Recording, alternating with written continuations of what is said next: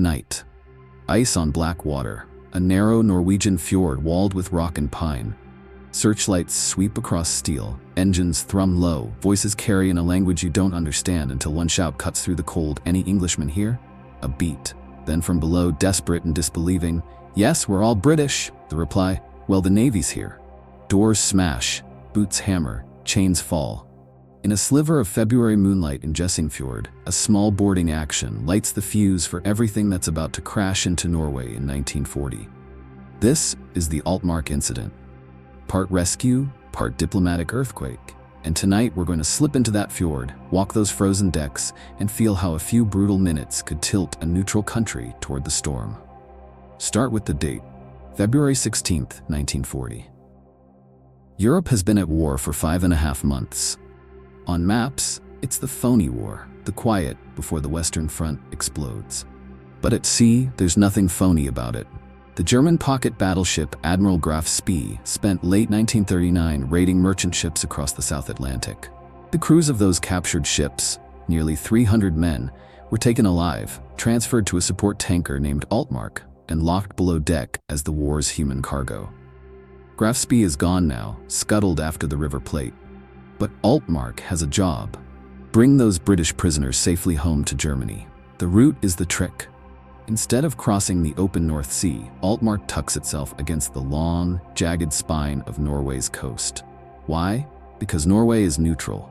International law says a belligerent ship can pass through neutral waters if it behaves. No combat, no resupply, no prisoners of war. But in the gray winter of 1940, behave is a slippery word. Think about the position Norway is in. This is a country that wants no part of a world war. Its navy and coastal patrol craft are out in the sleet, doing their best to enforce neutrality, inspecting ships, logging their cargo, waving through peacetime traffic, and keeping belligerents at arm's length. Now picture the shadow of Germany growing larger over Scandinavia. Cooperate, Berlin says, politely the first time. Don't antagonize us. And picture Britain on the other side, watching every ship that hugs that coast and saying, "You can't hide prisoners behind a neutral flag." Norway stands between pressure and principle, with 1,000 kilometers of fjords as a very complicated front line. Altmark proceeds north. Norwegian patrol boats do boardings. They're cold and perfunctory. The German captain Heinrich Dau insists no prisoners aboard, only crew. The Norwegians do not break open welded doors. They do not search the steel labyrinth below the waterline. They log their checks and let the tanker continue. It is, technically, the safe course. But British eyes are on Altmark. Reconnaissance reports suggest the prisoners are still inside. The Admiralty has radio intercepts. The men taken by Graf Spee didn't just disappear. And at the First Lord's desk in London sits Winston Churchill, impatient with the very idea that neutral waters can be used as a shield for kidnapping. He's not Prime Minister yet, but you can hear him. "We must rescue our men. If Norway cannot, we shall." Cut to the destroyer HMS Cossack. Low, fast, dangerous in heavy seas. On her bridge stands Captain Philip Vian, a thin, contained kind of aggression. His orders are clear. Find Altmark, shadow it, and if the Norwegian authorities will not free the prisoners, do it yourself. Preferably outside the 3-mile limit. But the coast is a maze, and the daylight is a rumor. By the time Cossack corners her quarry, the German tanker has ducked into a narrow inlet, a place with sheer walls that seem to scrape the sky. Jøssingfjord, pronounced Jøssingfjord. It's a trap for anyone careless or brave. Norwegian patrol craft are present, doing their duty, signaling protests. This is neutral territory. Cossack is told to stay out. Vian replies that British prisoners are being held here unlawfully. Both positions are true. Both are impossible to reconcile in the time it takes a ship to turn in a fjord, so the clock starts to sprint. Imagine the cold, the screech of metal on ice, the whisper that goes through a ship when the crew knows this night will be remembered. Vian speaks with the Norwegians. He sends a boarding party to inspect. The Germans refuse. There's a collision in the close quarters. Hull to hull, steel grating stone, a tanker pinned like a bull against the cliff by a faster, smaller, angrier beast. The air smells of oil and winter. Altmark's captain tries a desperate move. Engine astern, rudder over, a slide that could have spiked Cossack in the ribs. It doesn't work. The destroyer's searchlights wash the tanker's sides. Boarders are already climbing. These are sailors carrying pistols and cutlasses. The same blades that hang in museums of Britain's sailing navy still have a job in 1940. On the German decks, shouts, gunfire, a sudden spatter of sparks where bullets strike steel. Men go down. The battle is a series of lunges and bursts, dim corridors strobing with torches, the slap of boots and palms and wooden grips against dark paint. And below all this, in the bowels of Altmark, nearly 300 men are waiting in air that smells of rust and breath and fear. They hear the slam and grind. They hear a language they know ringing between the rivets. One boarding team forces a hatch, then another. Some doors are chained, others are welded. The first faces they see are white with frost and rain, the canvas of Royal Navy oilskins shining like wet slate. Any Englishmen here? It is not a poetic moment, only a functional one. But the reply is a roar, not from one cell but many. Yes, we're all British. It's impossible to count the voices.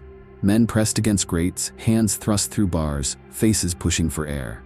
Then the line that history remembers, whether as exactly said or as the shape of truth, well, the Navy's here. Keys and crowbars do their work. The crews cut chains and break bolts. The prisoners surge out in a ragged wave of smiles and sobs and stiff-legged limbs. They are bundled topside and hustled into boats that slap against the ship and then clatter toward the black shape of Cossack in the searchlight halo. On Altmark, resistance crumbles room by room. The Germans fight hard in tight corners. Several die. Others are wounded. The boarding parties take a few injuries. A flare slashes the sky, painting the canyon walls apricot for a heartbeat.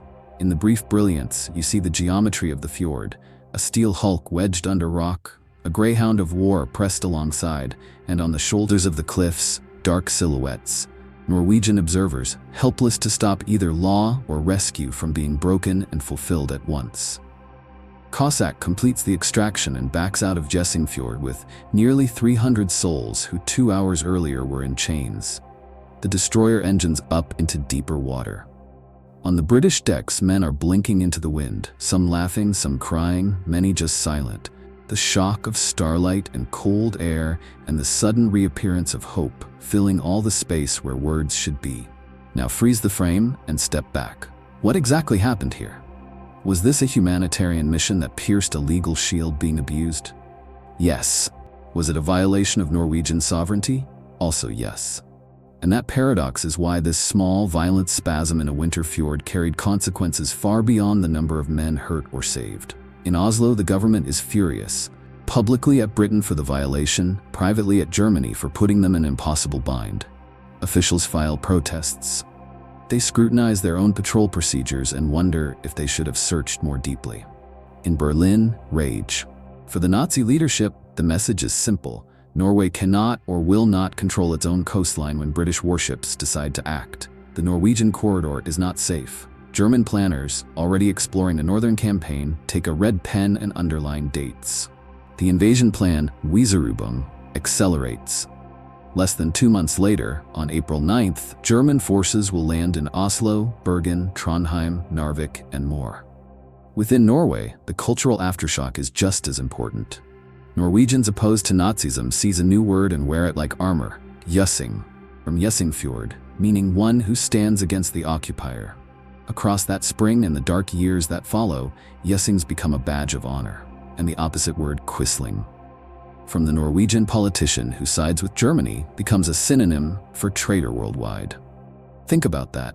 2 names, 2 labels, born from choices made in these exact waters. A language of loyalty and betrayal minted against the clink of chains falling on Altmark's deck. For Britain, the incident is a tonic. It proves the Royal Navy can strike even where maps say no. It brings home almost 300 civilians and merchant sailors as living headlines. It boosts Churchill, who argues that law without courage just becomes a loophole for bullies. But there's a subtler effect. London sees that small, precise actions along Norway's long coast can have outsized results. Sabotage, raids, special operations, these will soon define another thread of the war, from Narvik to the heavy water plant at Vemork. For international law, the incident is an ugly case study. Neutrality is a shield, and yet sometimes it's used to hide a sword. Who decides when the shield is being abused? The neutral? The belligerent? The men locked in the hold? In Jøssingfjord, the answer was decided not by a court, but by a captain with a stopwatch and a conscience. It's not neat, it is real. Let's return to the ships for a few closing images. The Altmark, scraped and scarred, sits hard against the rock, then is refloated later and escorted away. Her mission failed, her story now a footnote to a footnote. HMS Cossack steams out under a roof of cloud, the rescued huddled under blankets, tea pressed into hands numb from iron bars and winter air. On the cliffs, the Norwegians watch the wake fade and feel a certainty settle in their bones. The ocean at their doorstep is now a battlefield whether they choose it or not. On board the destroyer, someone tells the story again to a man who missed the moment. The question shouted into the dark, the reply from below, the crack of a crowbar, the pop of a lock. Over the next days and weeks, newspapers will trim the lines into something that fits in a headline. The drama will turn into a legend, and legend has its uses. It carries memory like a lantern. But the hard truth remains, the Altmark Incident didn't change the war by itself. It didn't win a campaign or topple a government. What it did was alter the risk calculations of men who would decide those things.